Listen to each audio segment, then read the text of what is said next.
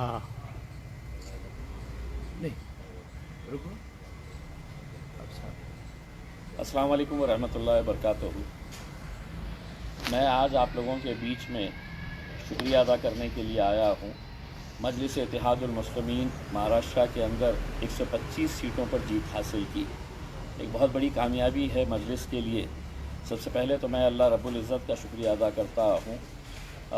इसके बाद मेरे पार्टी के सदर जनाब बैरिस्टर असदुद्दीन अवैसी साहब, अकबरुद्दीन अवैसी साहब और हिंदुस्तान के अलग अलग इलाक़ों से आए वो तमाम ज़िम्मेदारान मजलिस के, जिन्होंने यहाँ पर आकर मेहनत की, कैंपेनिंग किया और हमारी जीत यकीनी बनाई। मैं तमाम उन नौजवानों का, उन माँओं और बहनों का, उन बुज़ुर्गों, हमारे साथियों का शुक्रिया अदा करता हूँ जिन्होंने इतना यकीन, इतना भरोसा हम पर जताया और इतनी बड़ी कामयाबी हमको दिलाई है। पूरे महाराष्ट्र के अंदर 125 सीटें जीत कर लाना, ऐसे माहौल के अंदर जब फ़िरक़ा परस्ती और मजलिस के ऊपर अलग अलग तरह के इल्ज़ाम लगे हुए थे, ये आवाम की जीत है मैं समझता हूँ। औरंगाबाद शहर के अंदर हमने 2015 में 25 सीटें जीते थे, इस बार हम 33 सीटें जीते। सारे लोग कहते थे कि एमआईएम के अंदर फूट हो गई है, एमआईएम के अंदर नाराज़गी है, एमआईएम कमज़ोर हो चुकी है, एमआईएम 15 भी सीटें नहीं ला सकती है। लेकिन आवाम ने जवाब दिया और 33 सीटों के ऊपर हमें जीत नसीब हुई है। साथ ही साथ मालेगांव में हमें 21 सीटों पर जीत हासिल हुई, धुलिया में 10 सीटें हमें मिली, अमरावती के अंदर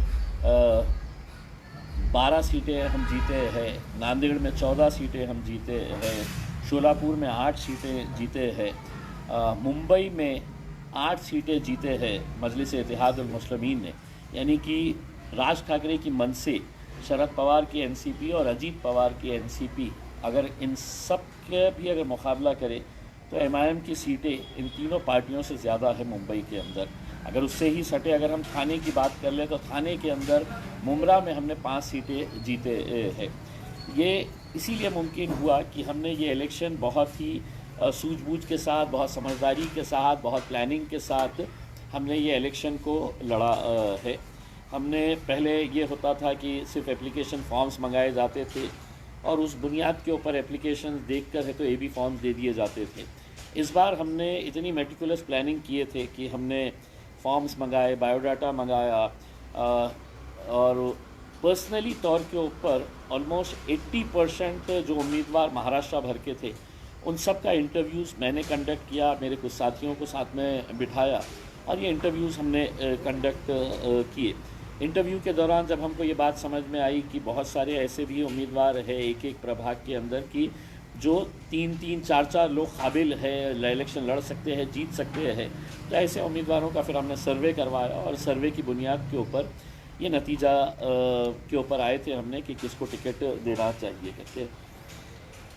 इस दौरान बहुत सी बातें सामने आई, बहुत सारे इल्ज़ामात को हमको झेलना पड़ा, लेकिन हमने खामोशी इख्तियार करते वक्त को दे दिया था कि वक्त जवाब देगा करके। और आज जब नतीजे आए हैं तो वक्त ने अपना जवाब दे दिया है। एक पैगाम पहुंचा है कि पार्टी के अंदर शख्सियतें मायने नहीं रखती है। आज मैं महाराष्ट्र के सदर की हैसियत से इस कुर्सी के ऊपर बैठा हूं, कल मेरी जगह के ऊपर कोई और बैठ सकता है, तो ये शख्सियतें मायने नहीं रखती है। टिकट जिसको दिए है, कौन है उम्मीदवार, उससे ज़्यादा लोग उन चेहरों के अंदर असदुद्दीन अवैसी साहब को, अकबरुद्दीन अवैसी साहब को देखकर वोट देते हैं, मजलिस के साथ जुड़े हैं। इसलिए मुझे पूरा यकीन था कि हम पिछले बार 25 सीटें जीते थे, उससे कम से कम 1 सीट तो भी हम ज़्यादा जीतेंगे करके। मेरा ख़ुद का जो लक्ष्य था कि हम 28 सीटों तक पहुंच सकते हैं करके। सारे लोग कहते थे कि नहीं 20 सीटें भी मिलना बड़ा मुश्किल है करके, लेकिन मैं आवाम की नब्ज़ को अच्छी तरीके से समझ सकता हूँ और सही मानों में जो इंसान 28 सीटों की उम्मीद कर रहा था और उसको 33 सीटें मिल जाती है तो मेरे लिए भी एक खूबसूरत सा एक धक्का कह लीजिएगा कि औरंगाबाद की आवाम ने किस जोश के साथ, किस मोहब्बत के साथ मजलिस इत्तेहादुल मुस्लिमीन को कामयाब बनाया। वरना सारी ताकतें लगी हुई थी कि हम ये इलेक्शन कैसे जीत सकें है करके। बहुत सारी रुकावटें डाली गई थी, बहुत सारे इल्ज़ामात लगाए गए थे और मैं उस वक्त भी यही कहता था कि जब तक पार्टी के सदर बैरिस्टर असदुद्दीन अवैसी साहब का भरोसा मुझ पर है, तो उस भरोसे की बुनियाद के ऊपर उन्होंने ये जिम्मेदारी दिए थे और मुझे खुशी है कि उस भरोसे के ऊपर मैं उम्मीद करता हूँ कि खरा उतरा हूँ करके इसमें। ये मामूली बात नहीं है कि मुंबई जैसी जगह के ऊपर 8 सीटें जीत कर आना। यकीनन हमने मजलिस की ताकत मुंबई के अंदर बढ़ाई है और मजबूती हम मुंबई के अंदर देंगे। बहुत अच्छा ऑर्गेनाइजेशन सेटअप हम वहाँ पर तैयार करेंगे और कोशिश करेंगे ये 8 के 16 कैसे होते हैं और 16 के 32 कैसे किए जा सकते हैं करके। लोगों का यकीन, लोगों का भरोसा जो दूसरी पार्टियों के ऊपर था, सो कॉल्ड सेक्युलर पार्टीज़ के ऊपर था, ख़ास तौर से कांग्रेस का, एनसीपी का और समाजवादी पार्टी का, तो एक बात लोगों के समझ में आ गई है कि समाजवादी पार्टी मुंबई की जो यूनिट है अबू आसिम आज़मी के ज़रिए जो चलाई जाती है, इसका रिमोट कंट्रोल अबू आसिम के पास नहीं है, इसका रिमोट कंट्रोल देवेंद्र फडणवीस के पास है। और कई मरतबा इन्होंने अपनी हरकतों से ये साबित कर दिया है। औरंगाबाद के अंदर ये एमपी का इलेक्शन लड़ाते हैं, एमएलए का इलेक्शन लड़ाते हैं, लेकिन कॉरपोरेशन के अंदर नहीं लड़ाते हैं। एमपी और एमएलए का इलेक्शन इसलिए लड़ाते हैं कि भाजपा उन्हें कहती है कि इम्तियाज़ जलील के या मजलिस के वोट काटना है करके। तो आप कॉरपोरेशन के अंदर क्यों नहीं लड़ते हैं? मतलब साफ है कि आपका रिमोट आपको इजाज़त नहीं देता है कि महानगर पालिका जैसे छोटे इलेक्शनों के अंदर जाओ, हमारे से पैसा लो और एमएलए एमपी का इलेक्शन लड़ो। तो ये लोगों को बात समझ में आ गई। इस वजह से आज मुंबई में भी समाजवादी पार्टी को धूल चाटनी पड़ी है।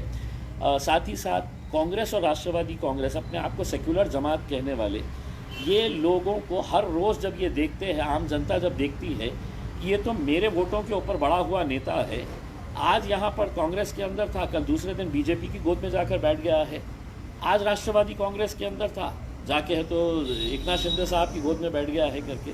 तो लोगों को अब हकीकत जैसे जैसे समझने आने लगी है तो वो मजलिस के करीब आने लगे है और यकीनन यहाँ से मजलिस बहुत मजबूती के साथ जाएंगे।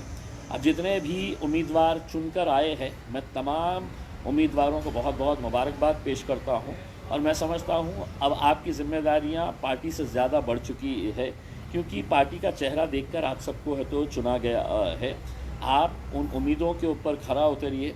अभी आपकी ज़िम्मेदारी है कि आप जाइए और लोगों के बीच जाकर आप लोगों का शुक्रिया अदा करिए जिन्होंने आपके ऊपर इतना भरोसा और इतना यकीन जताया है।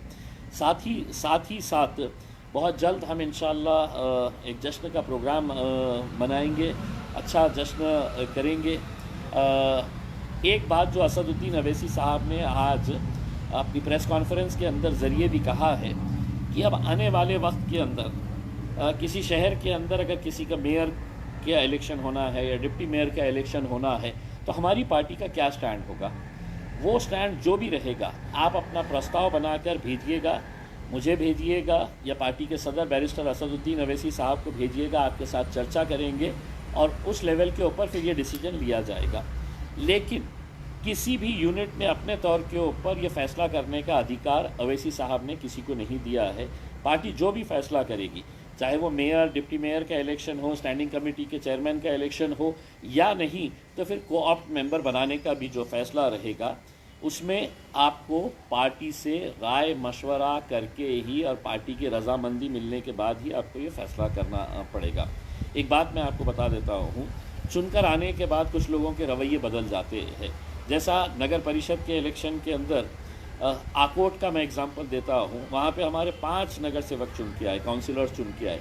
चुन के आने के बाद ही उनके तेवर बदल गए और किसी वजह से वो पार्टी के जो फैसले थे उन फैसलों के ऊपर चलने के लिए तैयार नहीं थे। हालांकि उनको शो कॉज नोटिस दी गई थी, असदुद्दीन अवैसी साहब ने ज़ाती तौर के ऊपर उनसे बात किया था, इसके बावजूद भी उन्होंने तय किया था कि हम किसी ऐसे गठबंधन के साथ जाएंगे जिसके अंदर भारतीय जनता पार्टी भी है। अब हम आपको साफ करना चाहते हैं कि किसी भी कीमत के ऊपर किसी भी तरह का कोई समझौता भारतीय जनता पार्टी के साथ नहीं हो सकता है। किसी भी तरह से एकनाथ शिंदे साहब की शिवसेना के साथ नहीं हो सकता है। इसीलिए आने वाले वक्त के अंदर आपका जो भी फैसला, जो भी सुझाव रहेगा वो आप पार्टी के आला कमान के पास भेजिएगा, हम चर्चा करेंगे, आपको भी बुलाएंगे और उसके बाद इंशाल्लाह जो भी पार्टी फ़ैसला करती है उसके ऊपर। जब आकोट के अंदर लोगों ने है तो पार्टी के फ़ैसले को नहीं माना, हमने अभी 4 दिन पहले ही 5 के 5 काउंसिलर्स को पार्टी से निकाल कर बर्खास्त कर दिया, पार्टी से उनको सस्पेंड कर दिया है।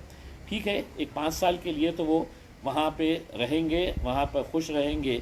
लेकिन उनको एक बात समझना चाहिए कि बिहार के अंदर भी जब हमारे इलेक्टेड एमएलएस मजलिस की निशानी के ऊपर, पतंग की निशानी के ऊपर चुनकर आने के बाद जब वो आरजेडी चले गए तो वो 5 साल तो उनके साथ मस्त रहे, लेकिन 5 साल के बाद जब इलेक्शन आया तो हर एक को वहाँ की जनता ने धूल चटा दी। तो इसीलिए ऐसा कोई फ़ैसला ना करें कि जिसकी वजह से पार्टी को बदनामी का सामना करना पड़े, पार्टी को नुकसान हो। और यकीनन एक बात मैं ये कहना चाहूँगा कि हमारे जितने भी म्युनिसिपल कॉरपोरेशन के कॉरपोरेटर्स चुनकर आए हैं, म्युनिसिपल काउंसिलर्स चुनकर आए हैं, हम बहुत जल्द एक डेट का ऐलान करेंगे और उस डेट में हम पूरे के पूरे अपनी अपनी गाड़ियों के अंदर, अपने गाड़ी के ऊपर झंडा लगाकर एक काफ़िला हम हैदराबाद दारुसलाम जाएंगे बैरिस्टर असदुद्दीन अवैसी साहब का शुक्रिया अदा करने के लिए। तो आप ये समझ लीजिएगा कि 83 काउंसिलर्स हमारे नगर परिषद के, 125 कॉरपोरेटर्स अगर मिला दें तो ये 200 सवा 200 तो गाड़ियाँ वैसे ही हो जाती है। हर एक को अपनी गाड़ी के ऊपर झंडा मजलिस का लगाकर हम हैदराबाद जाएंगे और बैरिस्टर असदुद्दीन अवैसी साहब, अकबरुद्दीन अवैसी साहब का शुक्रिया अदा करेंगे कि आप लोगों को ये मौका उन्होंने दिया है।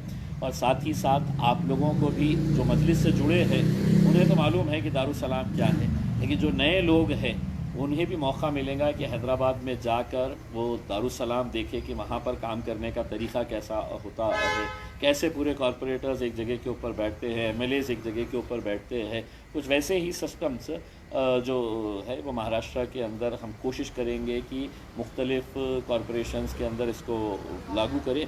तो एक बार फिर से आप सभी लोगों का बहुत बहुत मैं मुबारकबाद पेश करता हूँ और उम्मीद करता हूँ जिस यकीन और जिस भरोसे के साथ लोगों ने आपको चुनकर दिया है उसके ऊपर आप खरे उतरेंगे। बहुत बहुत शुक्रिया।